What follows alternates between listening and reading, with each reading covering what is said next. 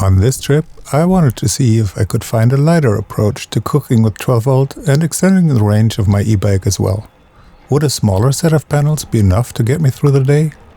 Long e-bike tours, determined riders and people pushing through the miles in the heat are impressive.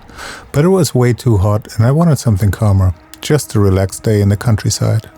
A few panels, the battery, a rice cooker and a bag of rice would be enough for that, I hoped. The plan was to find something local in the village I went to and cook it there.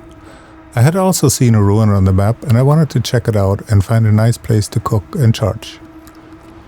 When I finally took off, I noticed that I had forgotten the spare battery and a spoon, but I was not too worried. The sky was blue, the sun was shining, and the ride was about 80 kilometers, which is maybe 10 or 20 kilometers more than the range of my battery on its own. The bakery in the village wasn't open, but I found a shop specializing in smoked fish. They had a lot: catfish, trout, halibut. So I bought a few things and left to look for the place where I would cook. I headed for the ruin, which had looked like a good place in theory, but when I got there I quickly realized it was not the place to recharge a solar bike, and it was not the place to cook either. So I kept going. Eventually I found a bench in a birdwatching area. A simple, quiet place with a view, enough room to unpack and even partial shade for the cooler. What the map had not shown was the number of airplanes going in and out of my city's international airport. But that was the place I had found, so this was where the panels came out. These foldable panels fit perfectly into my panniers. I've had them for a while, but I never really used them much.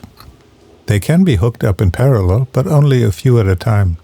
So before I had my battery box, it did not really make sense to deploy all 4 of them.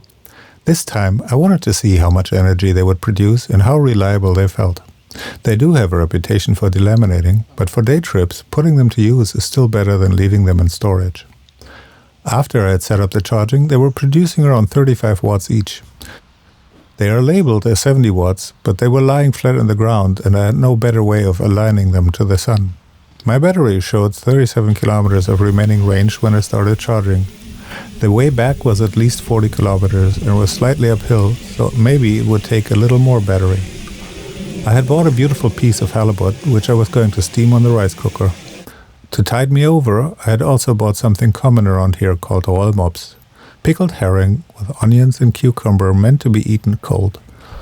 The parboiled rice I brought would keep the cooking time a little shorter. When the rice was almost done, I added chunks of halibut, and that made for a delicious meal.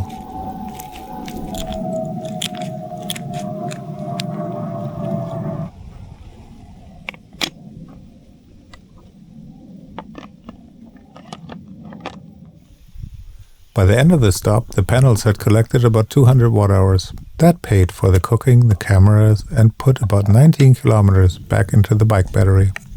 So that's all I needed this time around, a bench and a bicycle. By the end of the break, my battery showed 56 kilometers again and I was ready to go. And the 12 volt battery had only lost 3% of its charge. The ride home was wonderful. It even had parts where I could ride on the road instead of using a separate bumpy bike path. Oh, and here's a random stork I passed on the way. I got home with 9 kilometers left on the display. I took away a few useful lessons. Maybe I can replace some of the heavier panels and put the weight in better places. And maybe I could even use a smaller, lighter battery for trips like this. But this time I was back in time for dinner.